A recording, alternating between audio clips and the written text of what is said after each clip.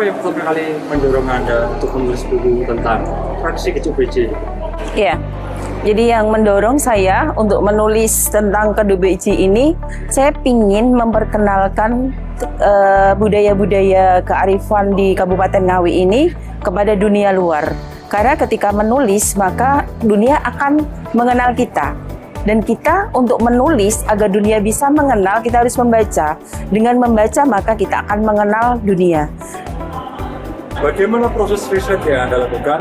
Apakah lebih banyak lewat arsip, wawancara, atau observasi lapangan? Iya, jadi untuk menulis, mengumpulkan data-data, tentunya harus ada mix, baik interview, kemudian riset, arsip-arsip dari jurnal-jurnal itu sangat mendukung bagaimana sebuah tulisan itu bisa dipertahankan kebenarannya. Dan di dalam menulis sejarah ini memang kalau dikatakan sulit ya sulit, karena kita harus menguak tabir-tabir yang ada di luar sana, dan tentunya itu juga melewati personal-personal dan lembaran-lembaran yang mungkin sudah tertutup lama. Lalu apa tantangan terbesar dalam mengumpulkan data tentang tradisi ini?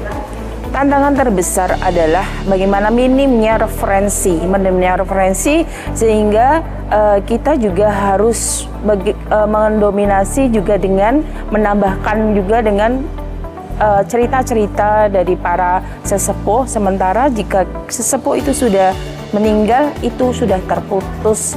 Yang kita bisa adalah menggali sejarah-sejarah yang sudah ada. Menurut Anda, apa filosofi utama yang terkandung di dalam tradisi Keduk Beji?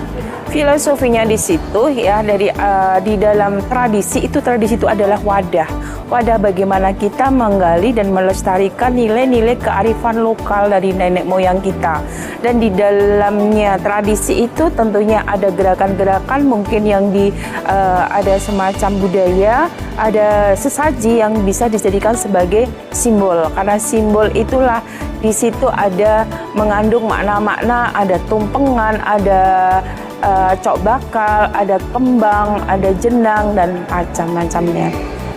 Jadi menurut Anda ada unsur sinkretisme atau percampuran budaya lokal dengan agama atau tradisi lain dalam Keduk Beji? Iya, tentunya ada. Yang namanya tradisi itu pasti itu ada campuran dari budaya. Khususnya kalau di tradisi Keduk Beji ini adalah budaya Hindu ya, karena di situ ada pertanda-tanda sinyal-sinyal. Oh, di situ ada arca, di situ ada sesajen. Itu lebih ke Hindu. Lalu bagaimana peran masyarakat, khususnya generasi muda, dalam melestarikan tradisi ini?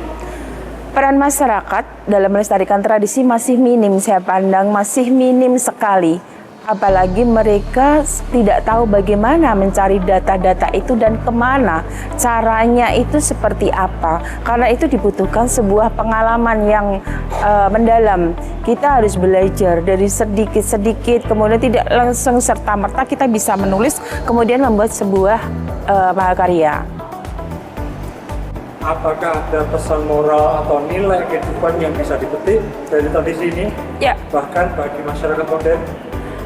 Bahwa semesta ini adalah memberikan energi.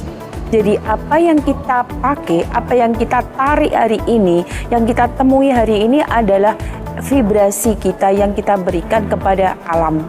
Sehingga ketika kita ingin vibrasi kita positif, getaran kita positif, ya kita memberikan rasa syukur, cinta, kasih, kejujuran. Tetapi ketika kita di dalam diri kita pun sebaliknya, maka itu vibrasinya vibrasi yang rendah. Dan sekalipun benda padat, misalnya batu itu padat ya, tetapi dia sesungguhnya bergetar.